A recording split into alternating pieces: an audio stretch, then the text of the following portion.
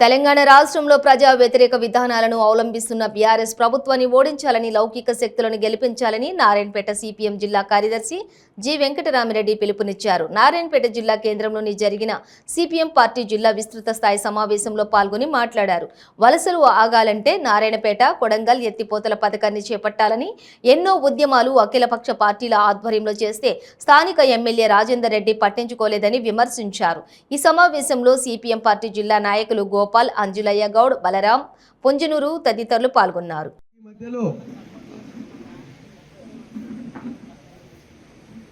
నాకు ఎంత సపోర్ట్ ఇచ్చుకుంటూ వచ్చారంటే, ఇంతకుముందు అన్న చెప్పినట్టు నేను ఫస్ట్ టైం పోయినప్పుడు కంసల్పల్లిలో కలిసిన అన్నదని అసలు ఇంత కూడా ఏంటంటే నువ్వు వేరే అన్నట్టు కూడా చూడలేదు. మీరు నాలో మా అందరితో సమానంగా నన్ను చూసి గుర్తించి మరి నాకు ఈ ఏమంటారు ఆశీర్వాదం ఇచ్చిండ్రు మీరందరూ. నేను ఒకటే చెప్తాను, కమ్యూనిస్ట్ సోదరులందరూ కూడా మనం అందరం కూడా వ్యక్తులకు కాదు కానీ ఒక శక్తి లాగా పనిచేస్తాం ఈ ప్రజల కోసం. ఎప్పుడని కాదు, ఎప్పటి నుంచో ప్రజల సమస్య మీద కొట్లాడుకుంటూ వచ్చిండ్రు. అవునా? నేను ఒకటే చెప్తామా, ఈసారి నాకు ఈ అవకాశం ఇవ్వండి. మీతో పాటు నేను కూడా అదే పోరాటంలో పాల్గొంటాను. మాటలు వస్తారు మీరు అందరు పెద్దోళ్ళు, నాకు స్పీచ్ కావాలన్నా. సమస్యలకు కూడా ఆటంకంగా ఉన్నటువంటి పరిస్థితి ఉంది. మరికల్లో భూముల విషయం తీసుకున్నా పట్టాలు రాకుండా చేస్తున్నారు. అలాగే కంసంపల్లిలో 3-4 తరాలు మరి ఎప్పటి నుంచో చేస్తున్న భూములకు పట్టాలు ఇవ్వట్లేదు.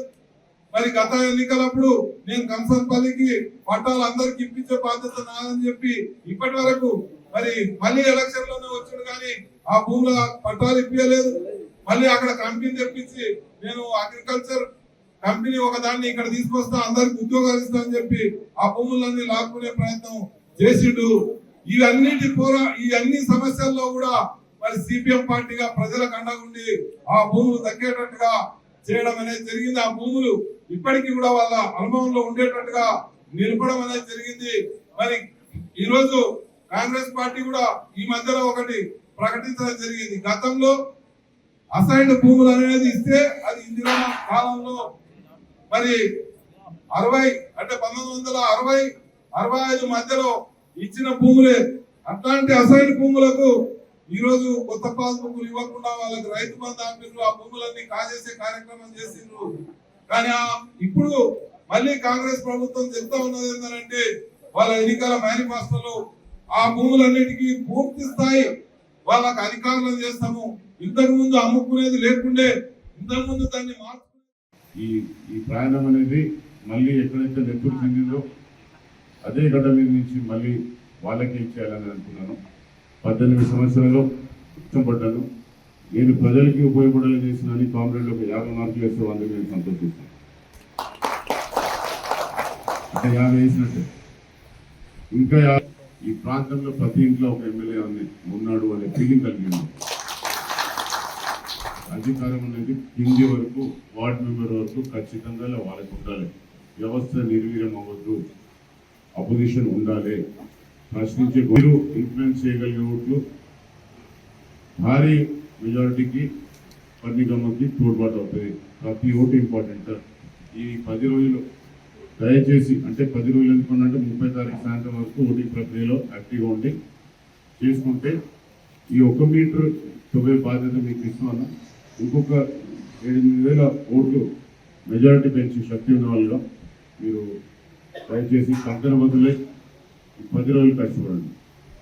దూర తిరిగి అది చేయలేము కానీ ఈ అటుకులో ఉగ్రాన్ని కష్టపడి మాత్రం పని చేసుకుంటాం. మిగతా విషయాలు కొన్ని ఉన్నాయి. కమ్యూనిస్టులకు ఏదో చేయాలని ఎలక్షన్ టైం మాట్లాడేది లేదు. తర్వాత కూడా తప్పకుండా మీరందరూ గుర్తించే పని మాత్రం ఒకటి చేస్తాను. ఇప్పుడు ఏమీ చెప్పను అన్న, మీకు ఆ మాట ఇస్తున్నాను. మీ కళ, కోరిక, అవసరం సాఫల్యం అవుతుంది. ఈ అవకాశం ఇచ్చిన ప్రతి కామ్రేడ్కి, పెద్దలకి నమస్కరిస్తూ హృదయపూర్వకంగా దండం పెడుతూ ఆశీర్వాదించాలని కోరుకుంటున్నాను. ధన్యవాదాలు.